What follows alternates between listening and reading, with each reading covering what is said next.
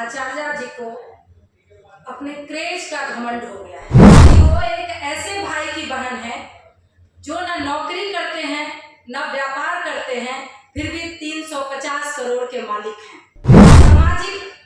सामाजिक प्रणेता और सामाजिक न्याय के नेता कहे जाने वाले लालू प्रसाद जी, आप अपने परिवार में भी न्याय नहीं कर पाए, बेटी और बहू में अंतर किया, तो आप फिर समाज के न्याय की बात क्या करेंगे? आप सभी को मेरा नमस्कार। मंच पर बैठे हुए प्रदेश के प्रवक्ता आदरणीय कृष्ण कुलता जी, प्रदेश के मीडिया सह प्रभारी एवं पैनलिस्ट, सबसे पहले तो आप सभी का हार्दिक अभिनंदन करते हैं। आज हम सब आप सभी को आमंत्रित किए हैं कि सारण लोकसभा क्षेत्र के घोषित प्रत्याशी रोहिणी आचार्य जी को अपने क्रेज का घमंड हो गया है। उस क्रेज का घमंड कि एक सजा याफ्ता की बेटी है जो चारा घोटाले में कितने वर्षों तक वो जेल में रहे हैं, और क्रेज ऐसा शो करती हैं जैसे कि किसी स्वतंत्रता सेनानी जो सीमा पर लड़कर और विजय प्राप्त करके आया हो। उनको इस बात का घमंड है और अपना क्रेज बहुत ज़्यादा बटोरने की कोशिश कर रही हैं कि वो एक ऐसे भाई की बहन है जो न नौकरी करते हैं न व्यापार करते हैं, फिर भी 350 करोड़ के मालिक हैं।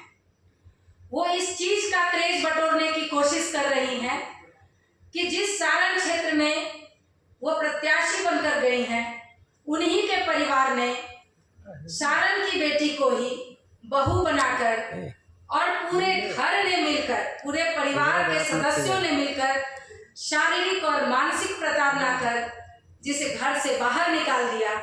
उसी सारण में लालू प्रसाद जी अपनी बेटी को स्थापित करना चाह रहे हैं राजनीतिक रूप से। इस क्रेज को बटोरने की कोशिश कर रही हैं। न जाने क्रेज को बटोरने के लिए कौन कौन सा हथकंडा अपना रही हैं। हमारी भारतीय संस्कृति में महिलाओं को लोग पूजनीय मानते हैं। बेटियों को लोग कहते हैं कि बेटा से ज्यादा सेवा बेटियां करती हैं अपने माता पिता की, और सब करते हैं, भले ही पुरुष प्रधान देश हो। लेकिन बेटियां सेवा करने के बाद ये कहकर नहीं भंजाते रहती हैं कि मैंने पिता और माता की सेवा की।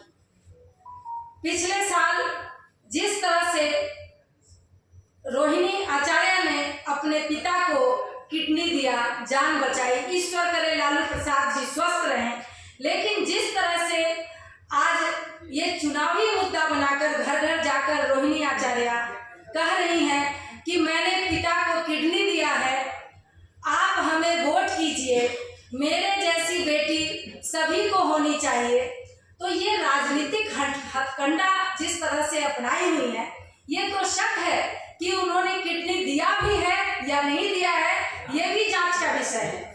या इसको एक राजनीतिक साजिश समझकर कि हम राजनीतिक रूप से लॉन्च होंगे तो उसके लिए इस तरह का किया जाए, इस तरह का नाटक किया जाए, ये भी एक शक की बात है और ये जांच का विषय है।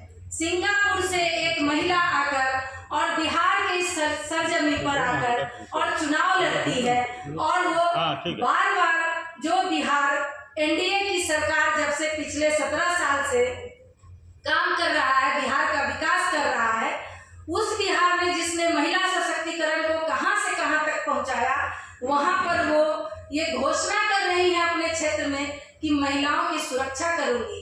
अरे पहले अपने घर में महिलाओं को सुरक्षित रखिए, जो दूसरे की बेटी आती है तब आप समाज की बेटियों की सुरक्षा की बात करेंगे। और जिस तरह से लालू प्रसाद जी को सामाजिक प्रणेता और सामाजिक न्याय के नेता कहे जाने वाले लालू प्रसाद जी, आप अपने परिवार में भी न्याय नहीं कर पाए, बेटी और बहू में अंतर किया, तो आप फिर समाज के न्याय की बात क्या करेंगे?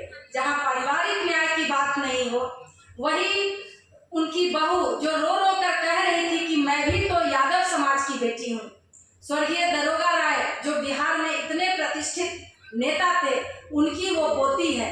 वैसी लड़की को भी इन लोगों ने घर से धक्के बाहर निकाल दिया, और इन जालसाजों ने अपनी बेटी को उसी क्षेत्र में जाकर राजनीतिक रूप से स्थापित करने की कोशिश कर रहे हैं। सारण की बेटियां, सारण की बहुएं, सारण की माताएं इन लोगों के इस जालसाजी का और इस जिस तरह का नाटक ये लोग कर रहे हैं, इसका जवाब निश्चित रूप से सारण की जनता देगी। धन्यवाद।